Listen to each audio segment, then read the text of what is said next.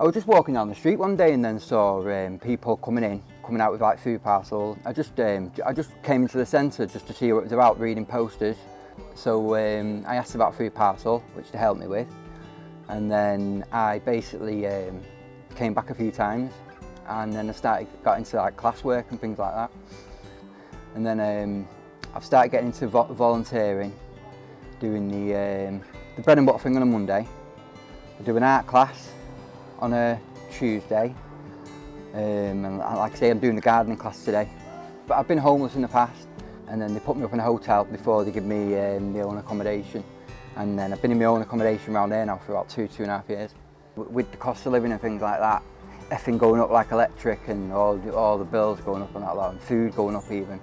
Yeah, a lot of people are struggling. That's another thing I like about coming here. I've got to know the staff, I've got to know the people. So I don't feel nervous, you know what I mean? Because I don't like going to places where you don't know people, you just start getting nervous. Yeah, I'm here all the time, you know what I mean? I come here about 3-4 days a week. I do the classes, and even on days when I'm not doing a class like on a Wednesday morning or a Friday, you know what I mean? I still come in and use the computers. Or come in and make a brew and just have a little chat. But coming here, because I know all the staff and they're really kind, they're really nice, you know what I mean? So if you had any problems or anything was worrying me in my life, I could talk to them, you know what I mean? And they're very helpful. If this place totally shut down now, I think I feel a bit lost, yeah.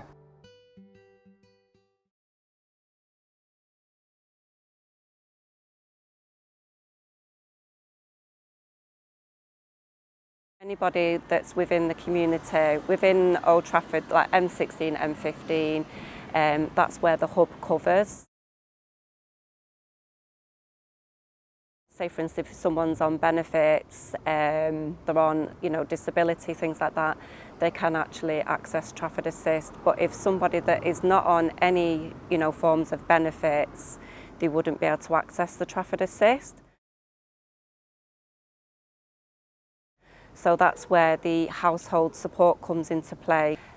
Fuel, so people that are wanting, you know, a gas top up or electricity, so it could be either both, or if they've just moved into the area, you know, that can provide support in getting, you know, furniture within the household, or if it's school uniform or clothing, so it does cover quite a lot. There's no need to be, you know, ashamed or embarrassed. That's what we're here for, to support you, you know, and for them to be able to move forward, you know, and getting, you know, the support that they need. My name's Sarah Wilkinson. I'm a volunteer at St John's Centre. We're here today because I volunteer on Friday mornings with our Discover Manchester group, which is a group of people all learning English together. One of the main things that's special about Discover Manchester is it's just open to everybody. So we've had people join the class after 3 days of being in the country, and we've got people who've been in the country for 30 years. Go down King's Road. Keep going all the And way everybody down just King's learns Road. together. We've got all ages, people from all different countries across the world. And really importantly, for a lot of the formal courses, people have to meet certain criteria. We're just open to anybody, so anybody can come. So we get a lot of people who can't get onto the kind of formal ESOL classes that are offered in other parts of the city. The other thing we do is we try and make it really related to people's real lives. So that whether that's about finding your way around Manchester or just the basics of doing shopping, going to the doctor, all those kind of things. It's a really practical course. And as part of that, we do some trips. We go out, we either walk or we get buses, we get trams. We go and visit places in Manchester.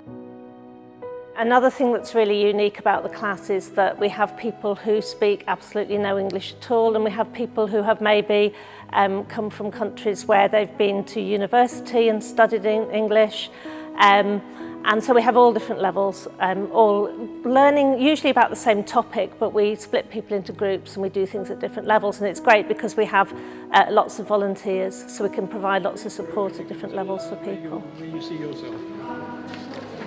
Who wants to read the first page?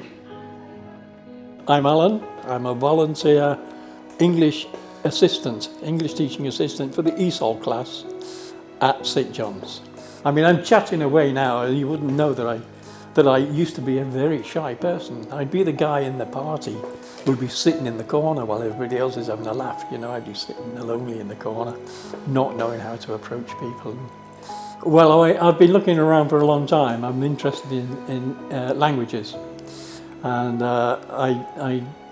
somebody mentioned to me that they do teach English at St John's, so I rang them up and said, "Do you need any volunteers?" And they said yes. I've worked abroad quite a lot through my life, and I learned Dutch as a foreign language in a similar class where they spoke only Dutch, no other language. And I learned German as well, the same way. So I'm interested in language, and I thought I would give something back because they were all volunteers and they were generous enough. So I passed it forward, as they say, you know. Well, I've been volunteering for 5 years, and we have people who've started before that and still keep coming to the class. Because it's all different levels, people can progress at their own pace through the class, and lots of friendships are made, and people come as much for the friendship and the meeting other people as they do for the English, which is great. My name is Masarat Ababa. I'm from Eritrea. I come in Manchester 2.5 years ago. I born in Addis Ababa. I live with my father.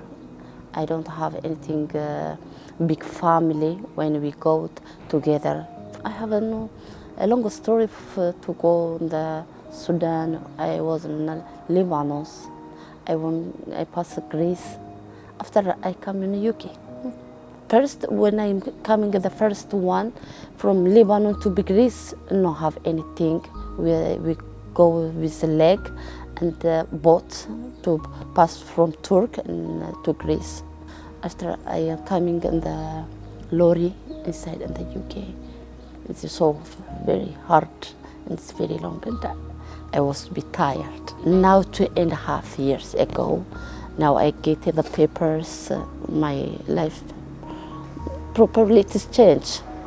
When I'm coming here, they're different. I have a little bit language, but it's not developed like now. When I'm coming here, it's open the door, they have school ESO. And the first time, the girls, they speak our language in Arabic, some girls.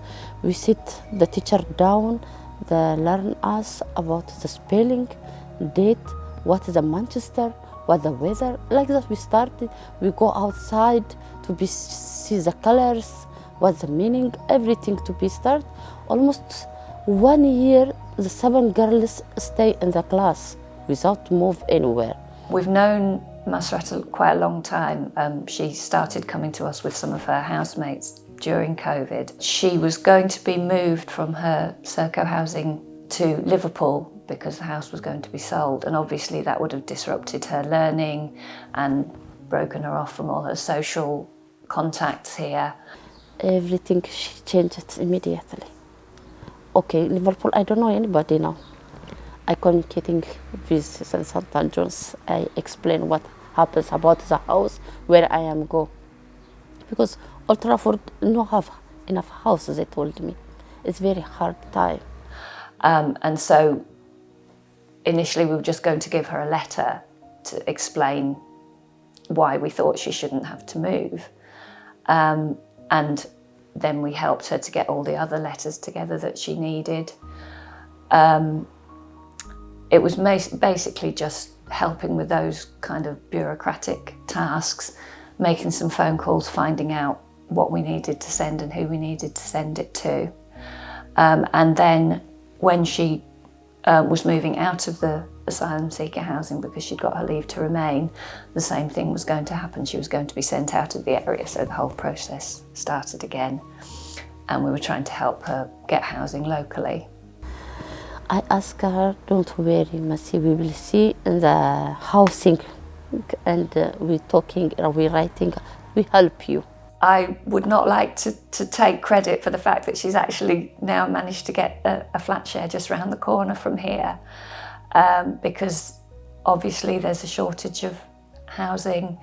It was partly probably just luck that something was available at the right time, but I think being able to support her, just talk to the housing people and to migrant help, and make sure that Masra understood what was happening, and make sure that she was able to communicate with them properly. I'm sure that made a difference. They are help us always, not me only. The other girls is the same, because I see them sometimes. I say, this is amazing. It would be nice to say that cases like that were rare or surprising, but they're not. They happen all the time. Housing is obviously one of the biggest issues at the moment, not just people not being able to get housing, but unsuitable housing, bad conditions, damp, mould, all that kind of thing. We're not specialists in any of those things. We do try and signpost to more specialist help when we can, but sometimes it is just a matter of a phone call or helping to fill in a form for someone whose literacy isn't that great, or doing something on the computer for somebody who hasn't got a computer at home or doesn't know how to use one.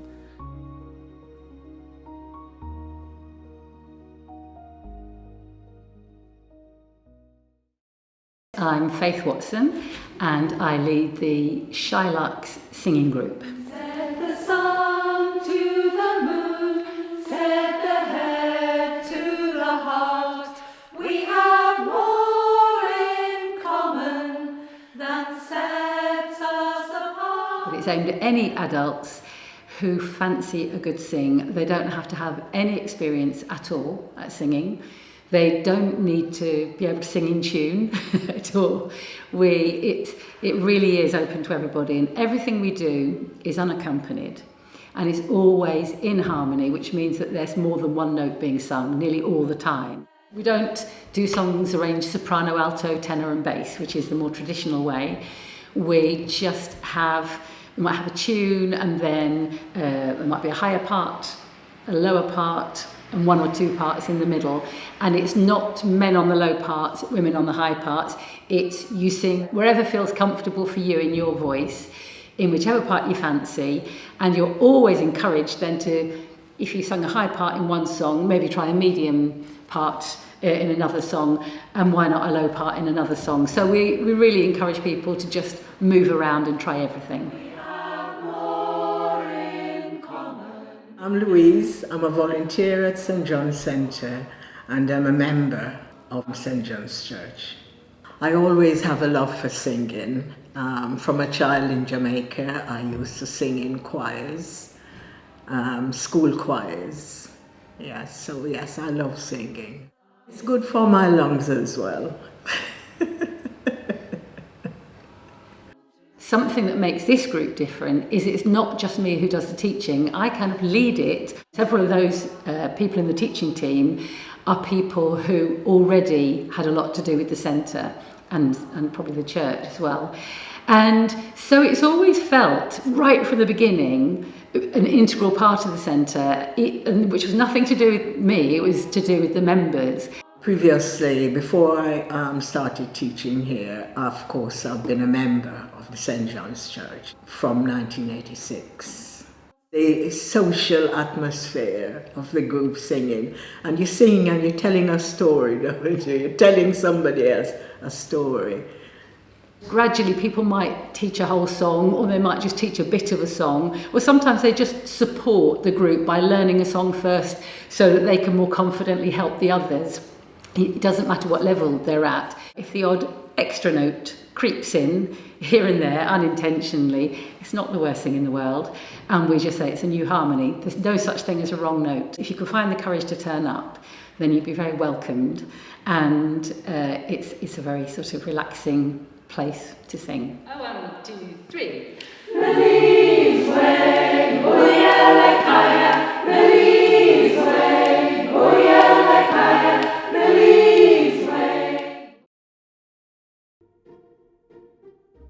I'm Polly Simpson. I am an exercise instructor and I run the First Steps to Fitness class here at St John's Centre. So we do 45 minutes of actual exercise, which some of it's chair-based for some people, other people I encourage to stand for as much of it as they possibly can. My name is John Coates. I've been a member of this community since COVID. Basically, how I got into St John's is that I got a text from my doctor to go to the Keep Fit that they were setting up. So I did. Yeah, John was our first person to come to class. Couldn't do without him. He sets the hall up for us and gets everything ready, and he is fantastic at meeting and greeting people, especially new people to the class and things. Being on my own and with COVID, it took it out of me. Most of us are pensionable age, and we all noticed that COVID did a lot to a lot of people. It is really as strenuous as people want it to be. So we have some small hand weights that people can use to increase the intensity. We have bands that people can use, like Pilates bands. Some people aren't able to do the work standing up, so there are always seated options. But for those that stand up, they can work as hard as they like. Gets them out for an hour, gives them something they enjoy doing, and it does it. So Polly's really done well on that one. It's opened my mind on the social aspect that I've got more friendly with people. It brought me out of my shell. Most of the people here know me now. So we started in September 21 with some very specific funding, which was coming out of COVID, and it was really designed to get a bit of exercise and be for people who had been socially isolated during COVID. On the spot for me. Most important thing was to help people combat their social isolation. So that cup of tea and a piece of cake is a great way to start people having conversations and to start talking to people that they've not met before and things like that. From a mental health point of view, that is as important as the exercise. I've now joined a computer class. So now I'm on a course now to learn to pass an exam, which is in the end of July, to say, yes, you can manage Office. It's a free course. Never done that in all the years I've had a computer.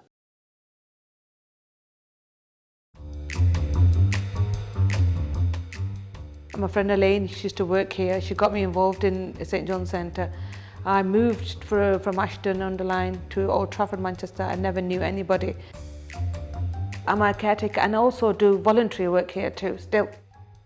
Workers just checking the rooms, checking everything is clean all over, the kitchen, upstairs, the offices, anything is broken in the building, just checking elsewhere and trying to get it fixed. And just around the centre, anything that needs to be done and make sure. And I also do weekend events here. It's my second home. I used to say my first home, but you know, I used to call it my home sweet home. My husband usually sometimes says, can you go and get something from grocery? And I'm about half an hour late, and he'll say, well, what happened? Did you actually grow the vegetables? I said, no. I said, no, I didn't grow the vegetables. I met so many people that I couldn't stop and say hello to.